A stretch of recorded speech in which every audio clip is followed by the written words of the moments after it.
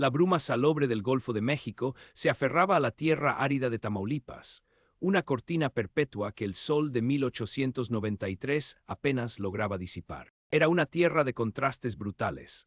Los vastos ranchos ganaderos de unos pocos privilegiados, las plantaciones de henequén que sangraban la vida de los campesinos, y los pueblos polvorientos que emergían como oasis engañosos en la monotonía del semidesierto. La ley era una ilusión, un ideal que se desvanecía a kilómetros de la capital, dejando un vacío que llenaban los caciques, los bandidos y los hombres que no temían a Dios ni al diablo. Las confesiones macabras de aquella época rara vez llegaban a los oídos de la justicia, y lo que las autoridades ocultaban era, a menudo, más oscuro que los crímenes mismos. Ricardo Jiménez no era de esa tierra.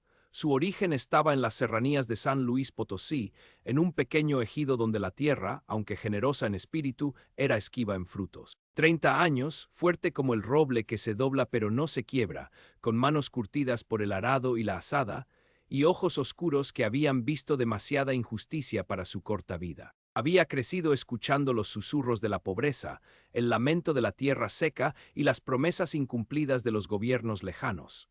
Pero Ricardo tenía algo que muchos de sus vecinos habían perdido: la esperanza forjada en la sonrisa de Elena. Elena, su mujer, era 25 años, delgada como una vara de mimbre, pero con una fortaleza interior que rivalizaba con la del mismo Ricardo. Su cabello oscuro y trenzado, sus ojos vivaces, eran el refugio de Ricardo del mundo hostil.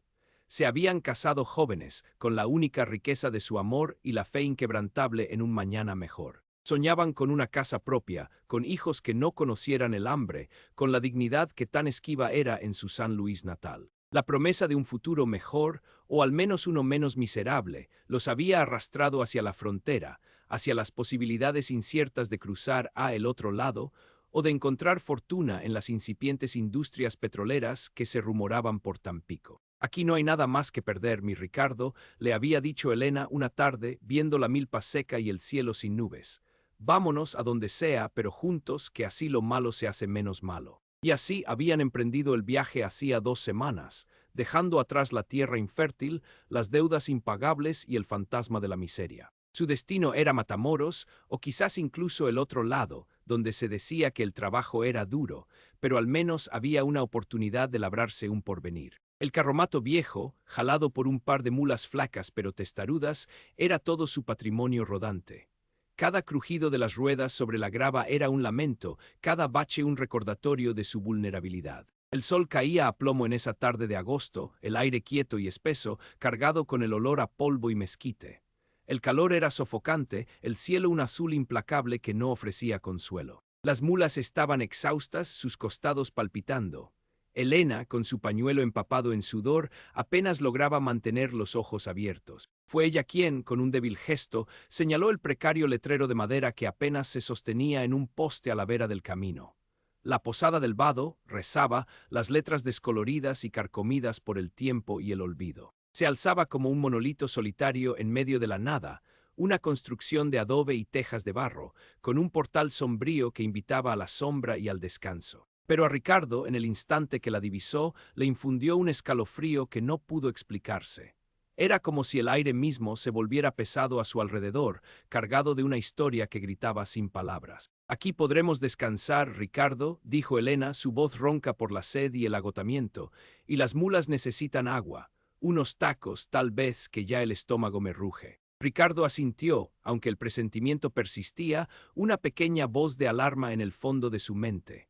Había escuchado rumores sobre la Posada del Vado en los pueblos que dejaban atrás. Historias susurradas al calor de las fogatas, leyendas de viajeros que llegaban y no volvían a ser vistos, de luces extrañas en la noche y de un silencio demasiado profundo para ser natural en un lugar de paso. Decían que era un lugar de mala entraña, donde el diablo había echado sus raíces y cobraba un precio por cada alma que cruzaba su umbral. Pero la sed y el cansancio eran más apremiantes que las supersticiones, y el sol no tardaría en sumergir la frontera en una oscuridad total, dejando al descubierto los peligros reales de la noche en el desierto. Al entrar al patio empedrado, donde el polvo se levantaba en pequeñas espirales con cada paso de las mulas, un hombre grueso de barba hirsuta y ojos pequeños y astutos salió del umbral de la posada. Don Ramón, su sonrisa era amplia, quizás demasiado, y sus modales, extrañamente pulcros para un posadero en aquel paraje olvidado, no lograron disipar la sensación de incomodidad de Ricardo. Llevaba un chaleco de buena tela, aunque sucio,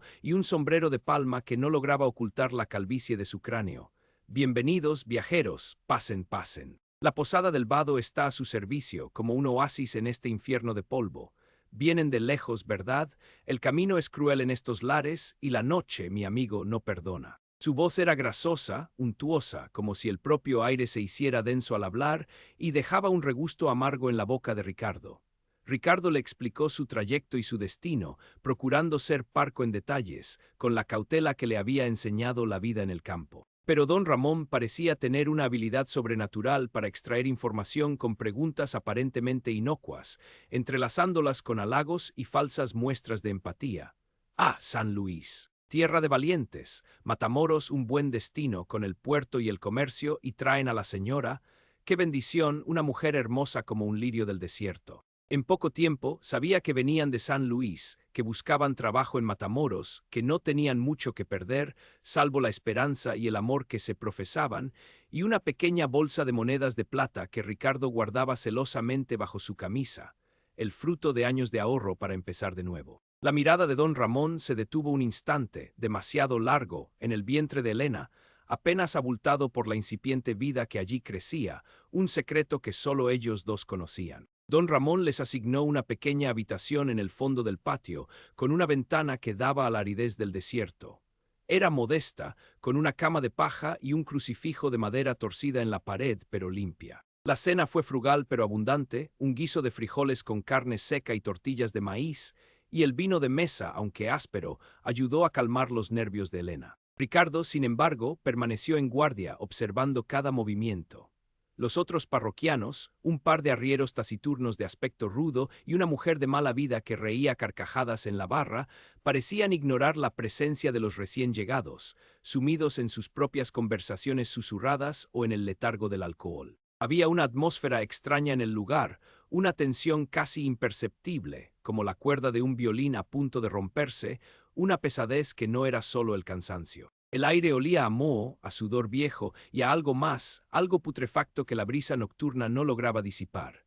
Esa noche, el horror se desató con una brutalidad que superó las peores pesadillas de Ricardo. El sueño, profundo por el cansancio acumulado, fue interrumpido por un ruido sordo, un golpe en la pared contigua, seguido de un gemido ahogado que le erizó la piel. Abrió los ojos de golpe, el corazón desbocado. La oscuridad era casi total, solo rota por la luz de la luna que se filtraba por la rendija de la ventana, pintando el cuarto con sombras fantasmales. Elena no estaba a su lado. El terror heló su sangre, un escalofrío que le subió por la espalda hasta la nuca.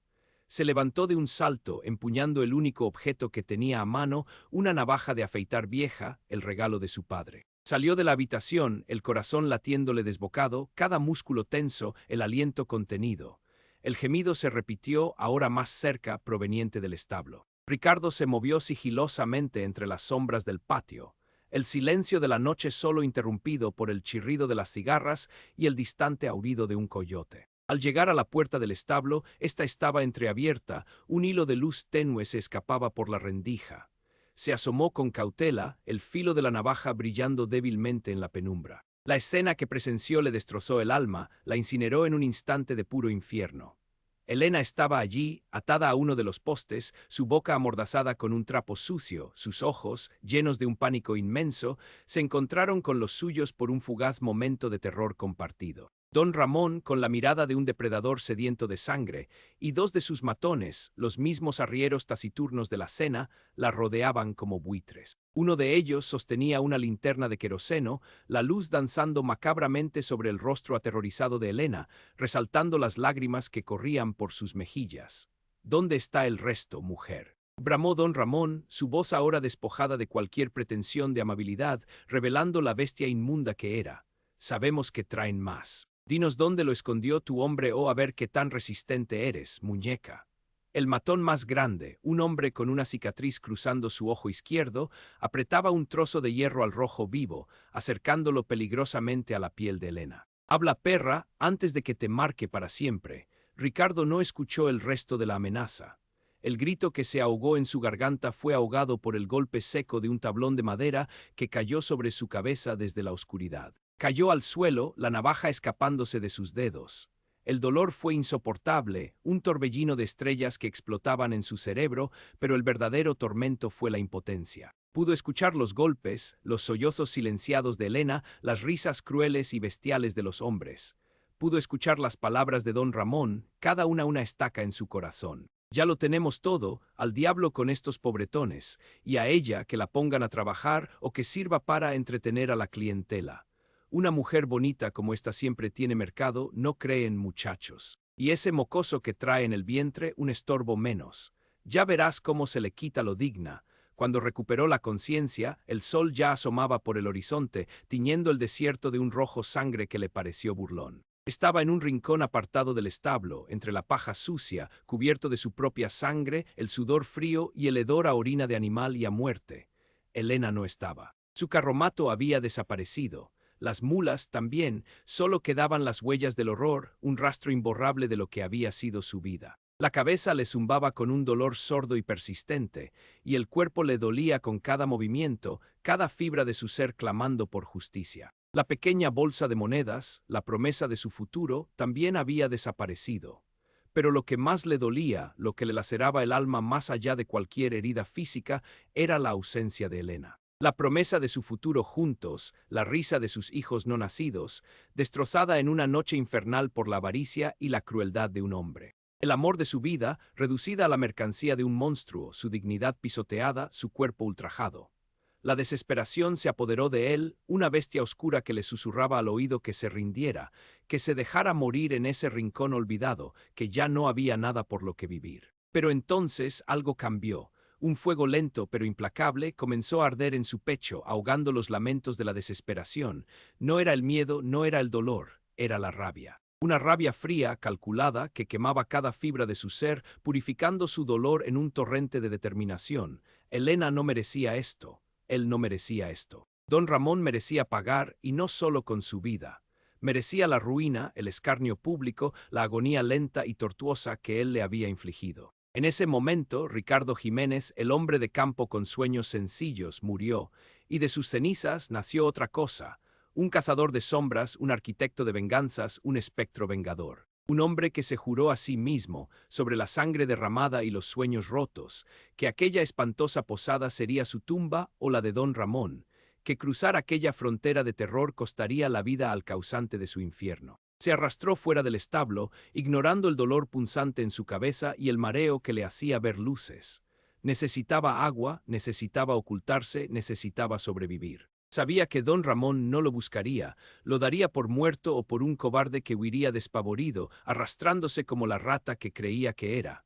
Se equivocaba. Ricardo pasó los siguientes días deambulando por el desierto cercano, sobreviviendo a base de cactáceas, lagartijas y el poco agua que encontraba en los charcos resecos. Su mente, sin embargo, no estaba en su supervivencia inmediata, sino en la posada.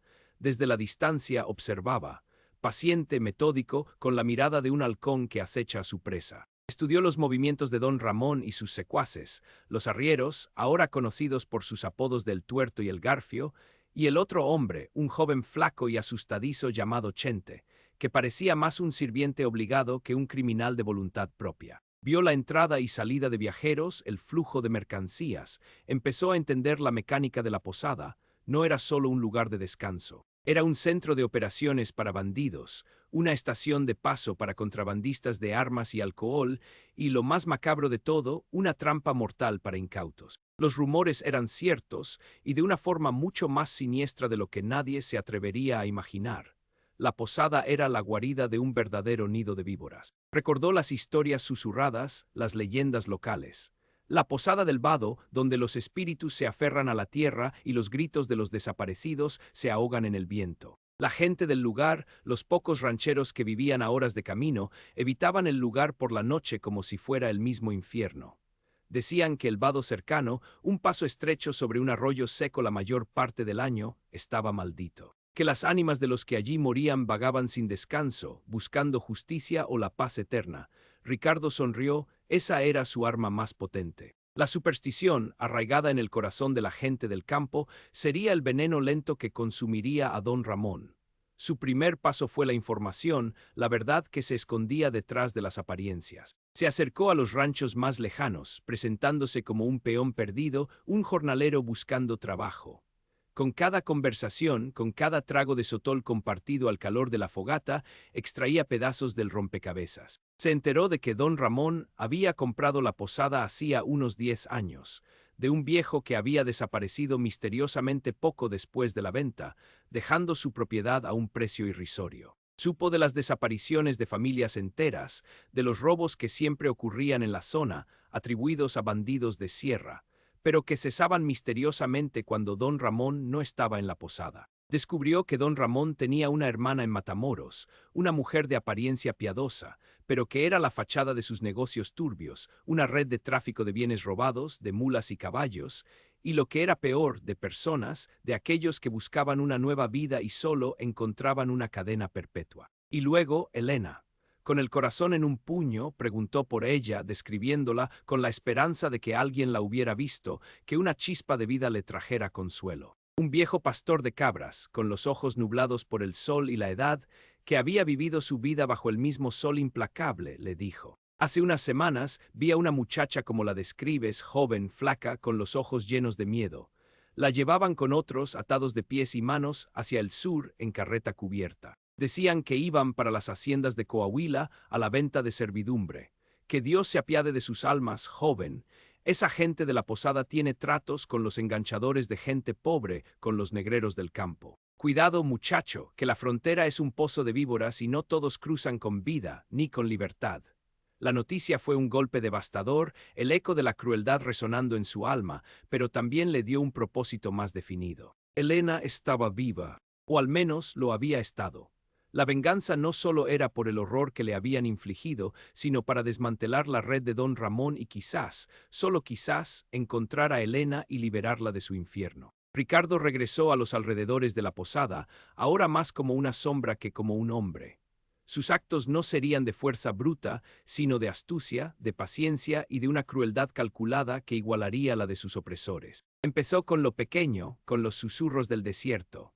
Durante las noches, cuando don Ramón y sus hombres dormían el sueño de los justos, o al menos el de los exhaustos, se colaba en los corrales. No robaba ganado, sino que abría los portones, desataba las mulas, ahuyentaba los caballos de los viajeros.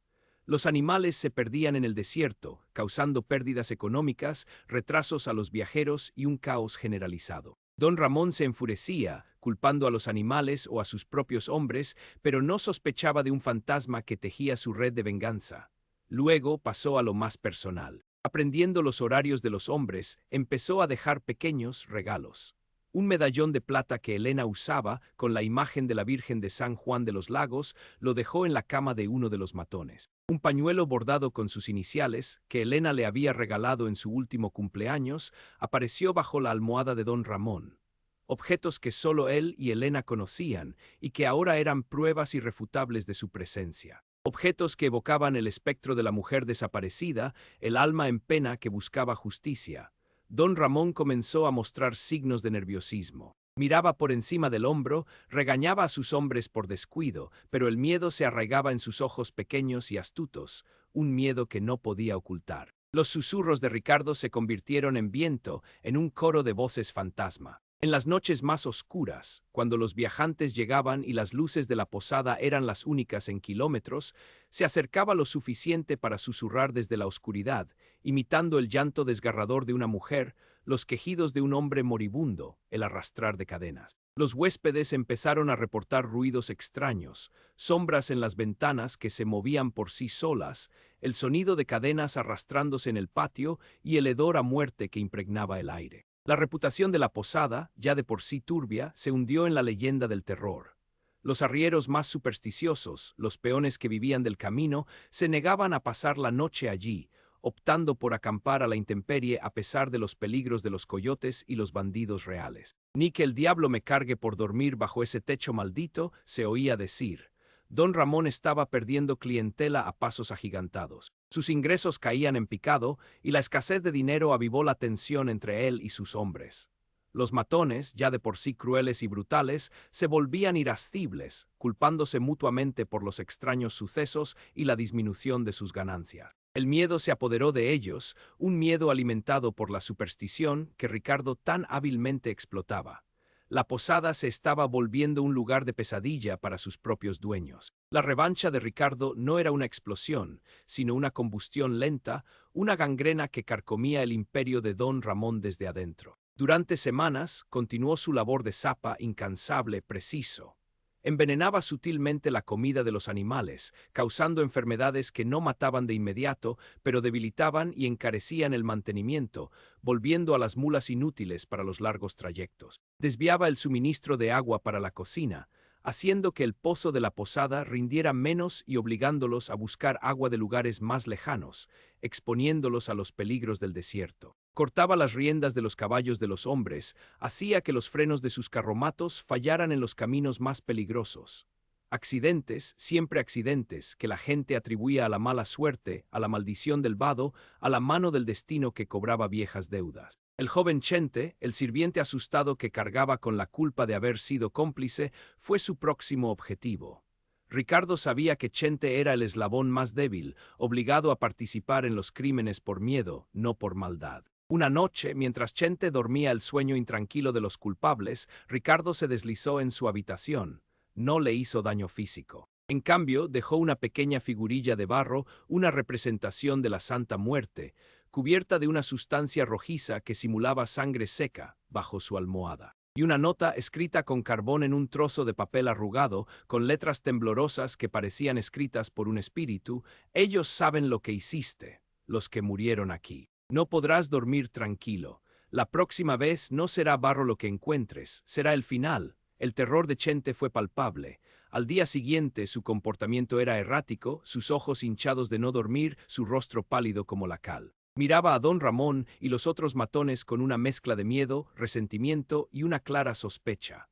Las sospechas entre los criminales se dispararon. Don Ramón, siempre paranoico y desconfiado, empezó a creer que Chente les estaba traicionando o que había sido embrujado, que los espíritus de la posada lo habían vuelto loco para usarlo en su contra. El ambiente en la posada del vado era insostenible, la desconfianza era un cuchillo afilado que cortaba el aire.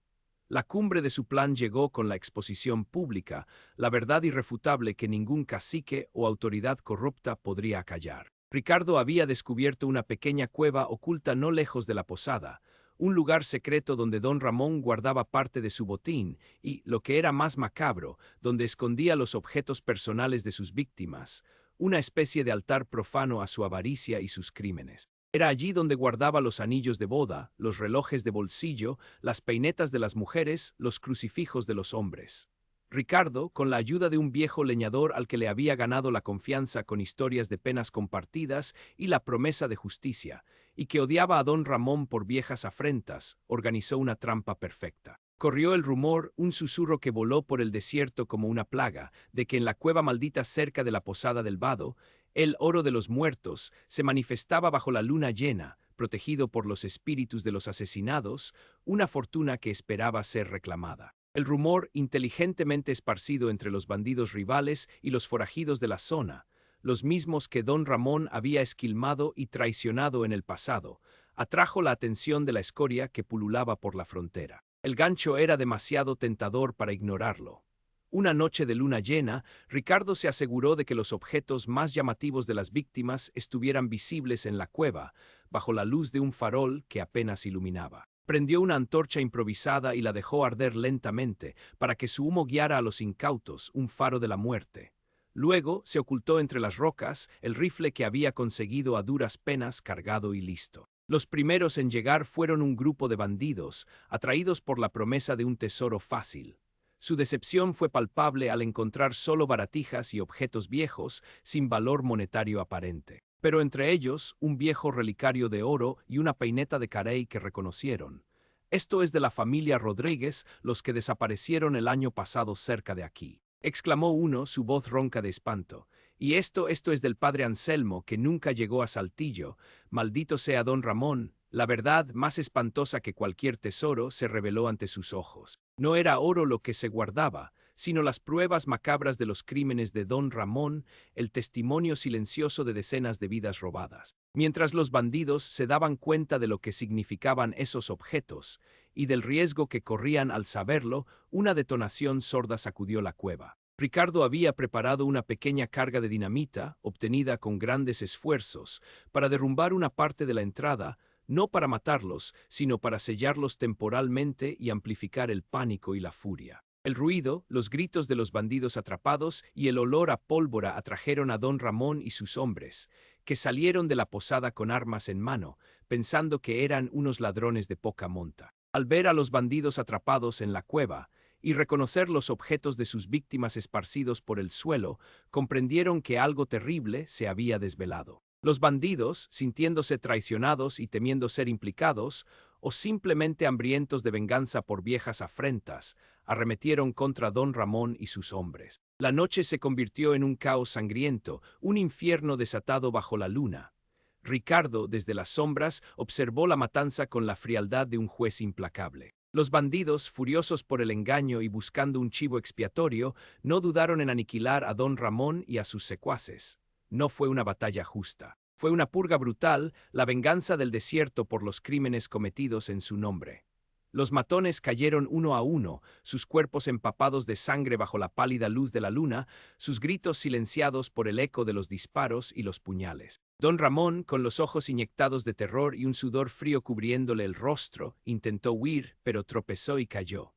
Un viejo bandido, al que Don Ramón había robado años atrás, le hundió un puñal oxidado en el pecho, exclamando con voz ronca: «Esto es por mi hermano, perro, por todos los que te llevaste, que te ardas en el infierno, hijo de la chingada». El cuerpo de Don Ramón se convulsionó una última vez antes de quedar inerte, sus ojos fijos en la luna, reflejando el horror final. La posada del vado ardió esa noche. Las llamas lamieron el adobe y las tejas de barro, consumiendo el nido de víboras que había sido, purificando la tierra con fuego. Ricardo observó el fuego, no con alegría, sino con una profunda tristeza.